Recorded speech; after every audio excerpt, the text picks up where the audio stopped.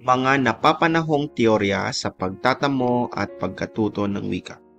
Tatalakay sa araw na ito ang kaligiran, balarilang transformasyonal, monitor model ni Krashen, at dinagdag ko na dito yung progressivism ni John Dewey at ang constructivism ni Jerome Bruner, Lev Vygotsky at John Piaget.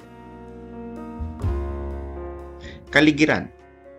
Ang pagpapatibay na ginagawa ng isang guro o ng isang individual ay malinaw sa aklat ni Skinner na verbal behavior.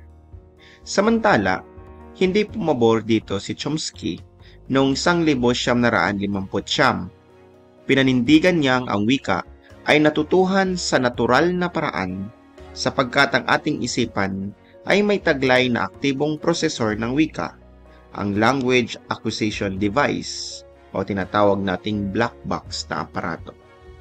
Kung matatandaan natin nung natalakay natin, si Noam Chomsky ang isang proponent na tinatawag nating teoryang innatism.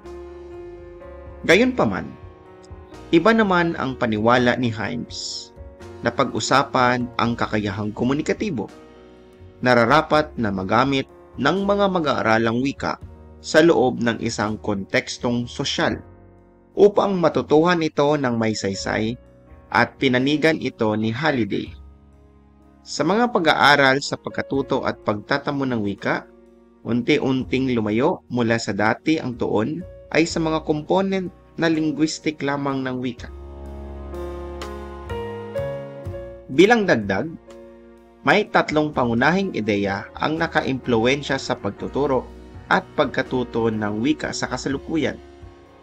Una, ang pagkatuto ng isang mag-aral ay dapat tinatanaw bilang mahalagang bunga ng prosesong pagtuturo, pagkatuto at hindi sa kung ano ang ginawa ng guro. Sa makatuwid ay focus na sa mga estudyante ang mga makabagong teorya.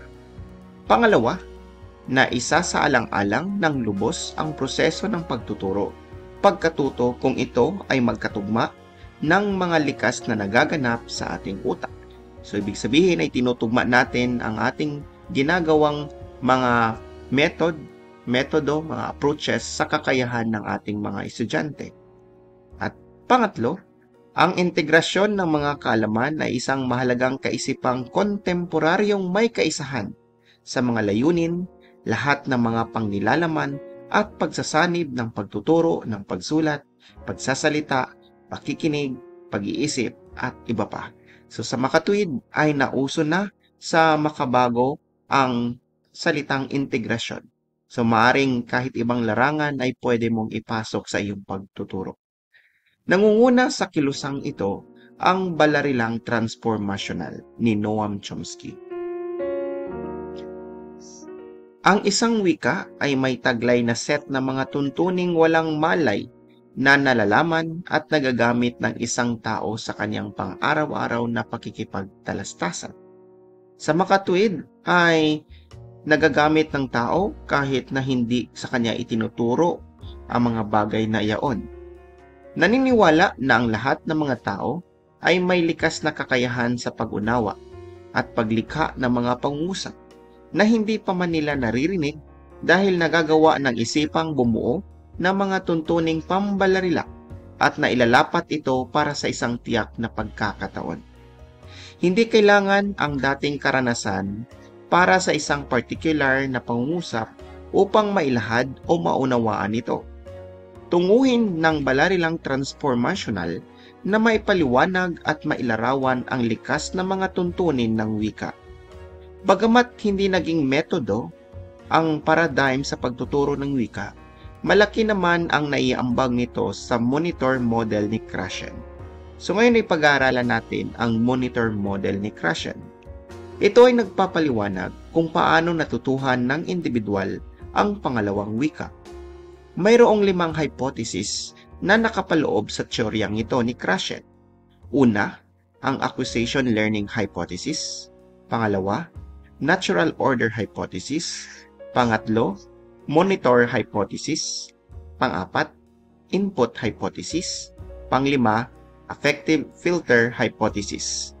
Ngunit sa teoryang ito ni Krashen, marami mang puna ang paniwalang ito.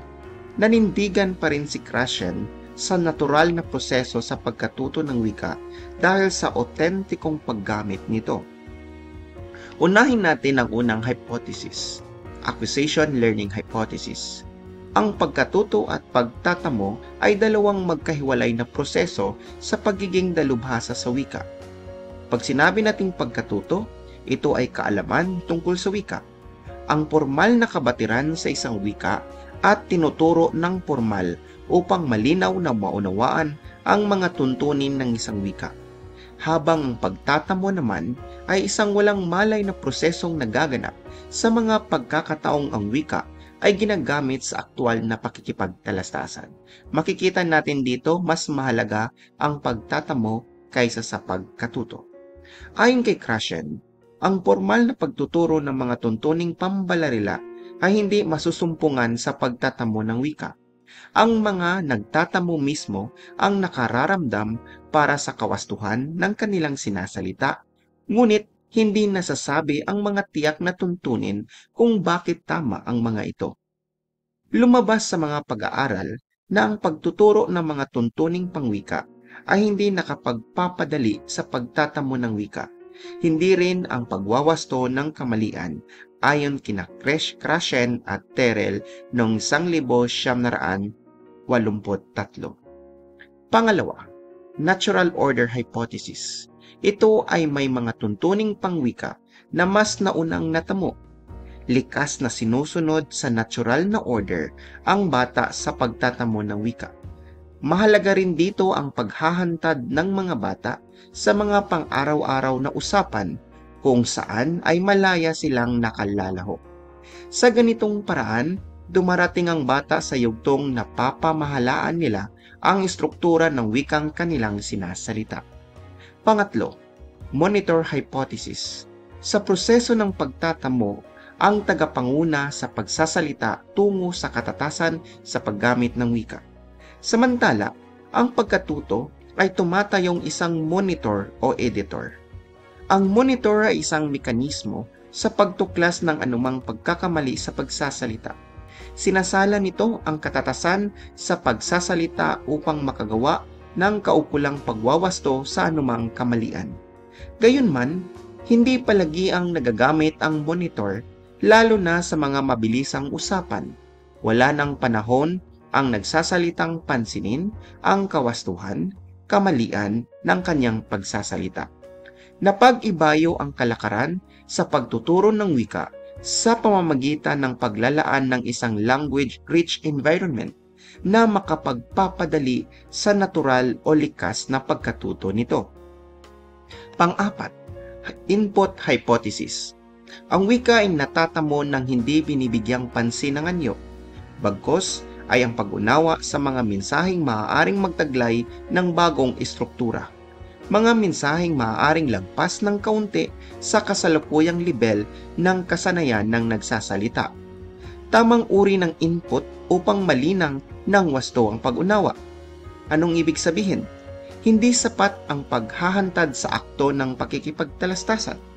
Ang kahusayan ay mapauunlad kung patuloy na tatangkilikin ng mga sinasabi ni Krashen na comprehensible input or caretaker speech. Anong ibig sabihin nito? Ito ay mga maikling usapan, madaling maintindihan, kontrolado ang bokabularyo at iba-iba ang paksa. Dapat ang paksa natin ay mga otentiko at iniaangkop ang istruktura sa kakayahan ng bata at mas mabagal ang pagsasalita. Ang mahalaga ay ang pagbibigay ng focus sa mensahe at ang kaugnayan at kahalagahan nito sa mag-aaral sa loob ng isang kontekstong pangwika. Panghuli na hypothesis, affective filter hypothesis. May kaugnayan sa mga variable na pandamdamin gaya ng pagkabahala, motibasyon, at pagtitiwala sa sarili. Mahalaga ang kabatiran ukol dito dahil nagagawa ng mga itong hadlangan ang mga input para gisingin ang language acquisition device.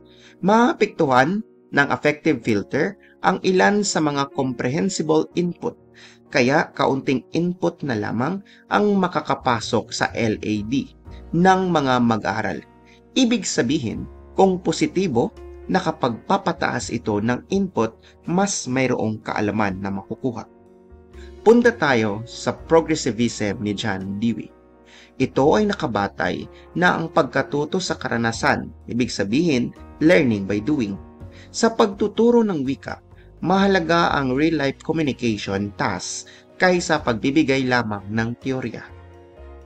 Sunod na teorya ay ang constructivism na binigay ni Jerome Bruner, Lev Vygotsky at Jean Piaget. Natututo ang mag-aaral sa pamamagitan ng pagbubuo ng sariling kaalaman mula sa karanasan at interaksyon. Kung babalikan natin, si Lev Vygotsky ang proponent ng socio-cultural theory. Sa wika, natututo sila habang aktibong nakikipag-ugnayan at gumagawa ng sariling kahulugan. At doon nagtatapos ang ating mga teorya. Ilan lamang ito sa mga makabagong teorya at marami